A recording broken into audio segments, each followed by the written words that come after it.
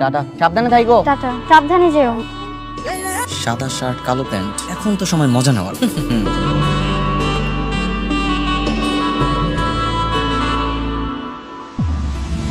তুমি অফিস গেলে না? না, নতুন বউটাকে রেখে অফিসে যেতে ইচ্ছে করতেছে না। ভাবলাম আরেকটা দিন অফিস কামাই করি, তোমাকে নিয়ে ঘুরে বেড়াই। খুব ভালো করেছো। আমারও মনটা ভীষণ খারাপ লাগতেছিল তুমি চলে যাওয়ার পর থেকে। আহারে,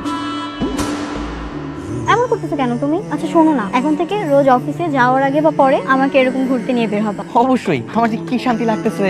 কেন? কেন আবার? নতুন বউ নিয়ে রিকশায় চড়ে ঘুরতে বেরিয়েছি, ভালো লাগবে না? আমার অনেক ভালো লাগতেছে। ওই দেখো মানুষজন কেমন করে আমাদের দিকে তাকায় আছে। কি ভাই, আমাদের দুজনকে একসাথে অনেক সুন্দর মানাইছে না? আমার একটা বন্ধুকে কল দিয়ে দাঁড়াও। এই শালা বলতে আমি নাকি জীবনে কখনো কোনো সুন্দরী বই পাবো না। আমার বউটার একটু দেখাই। এই আদনান, এই দেখ কত সুন্দরী মেয়ে নিয়ে ঘুরে বেড়াইতেছি। তুই না বলছিলি আমি কখনো কোনো সুন্দরী মেয়ে পাবো না? বাপের জন্য এত সুন্দরী মেয়ে দেখছস কখনো? আহা, কি করতেছো এগুলা? আরে দাঁড়াও, ওর একটু ভালো করে আমার বউটারে দেখাই। কি রে দেখতেছস? এই দেখ। ভাই আসসালামু আলাইকুম। আপনি আমাদের বিয়েতে আসলেন না যে? বিয়ে মানে কি রে ইমরান, তুই বিয়ে করে ফেলছো? করে ফেলছি, তোদেরকে জানাই হবে নাকি? এটা তুই কেমনে পারলি? মানে দাওয়াত তো কেউ দিলি না। তোদের মতো হারামি বন্ধু বান্ধব আমি দাওয়াত দিই না আমার বিয়েতে, বুঝছো? কিন্তু বন্ধু, বিয়াকে তাহলে ভুলেই গেলি? বিয়ার চ্যাপ্টার ক্লোজ। কি সব কথাবার্তা বলো? ফোন রাখ।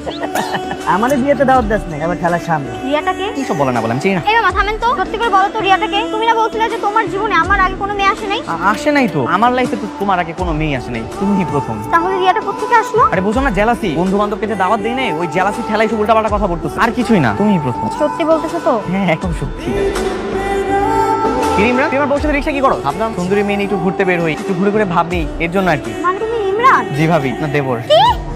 আজকে বাসায় চল, তুই মা বাবার কাছে বলে তোর যদি মার না খাওয়াইছে না তারপর দেখি আমি নিজে তোর হাঁটি করে ভাঙবো। এই চলো আসো, এটার পিছনে তোমরাই করবো। আমি সকালবেলা অফিসের জন্য বের হয়ে গেছি, তখন তোমার ছোট ছেলে আমার মতো করে অফিসিয়াল ড্রেস পরে আমার বউকে এসে বলতেছে অনেক অফিস করতে ভালো লাগে না। আমার বউকে নিয়ে রিকশা করে ঘুরে বেড়াইছে। ওকে এটা কোনো কাজ করছে? আমি করছিস কেন? বাবা আমি কি মজা করছি? ভাবির সাথে একটু মজা করতে পারবো না? আমরা তো সম্পর্কে দেবর ভাবি নাকি? তার উপর আল্লাহ আমাদেরকে টুইন বানায় পাঠাইছি, একটু তো অ্যাডভান্টেজ নিতেই পারি। তো ভাবির নিয়ে একটু ঘুরে আসি, আর তো কিছু না। এতে কি এমন ক্ষতি হয়ে গেছে ভাবি বলেন তো? ক্ষতি না হোক, কিছু একটা হয়ে যেতেও তো পারতো। আমি যদি তোমাকে ভুল করে রান্নাতে কিছু একটা দিয়ে ফেলতাম, তখন কি মান সম্মান থাকতো? আরে ভাবি এমন কিছু হইতো না তো। তার আগে আমি একদম ব্রেক চেপে দিতাম। হইছে, তোকে আমি খুব ভালো করে চিনি, তোর ক্যারেক্টার সম্পর্কে সবাই ভালো করে জানে। তুই যে কি করতে আমি ভালো করে বুঝতেছি। তুই না এই বাসা থাকবি না, চিরকম চলে যাবে আজকে। কেন? আমার ক্লাস নাই, পরীক্ষা নাই, আমি চিরকম যে কি করবো? আমি বাসাতেই থাকবো। আচ্ছা আচ্ছা ঠিক আছে, এই বাসাতেই থাকবে, সেটা অসুবিধা নেই, কিন্তু এই ধরনের কনফিউশন আর করা যাবে না। ও যদি তোর বউর সাথে এমন করতো তোর কেমন লাগতো? বাবা আমি তো তারপরে কোনো কিছু করিনি, তুমি তোমার বড় ছেলেকে চিনোই না। ও আমার থেকে 2 লাইন বেশি করতো।